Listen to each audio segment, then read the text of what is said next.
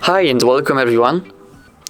In today's video I am going to show you how to enable dark mode in Parler.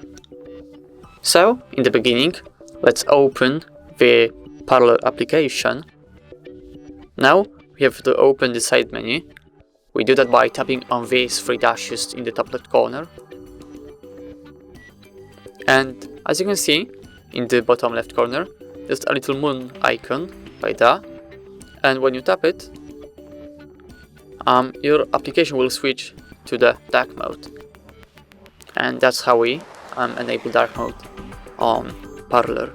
So thank you for watching.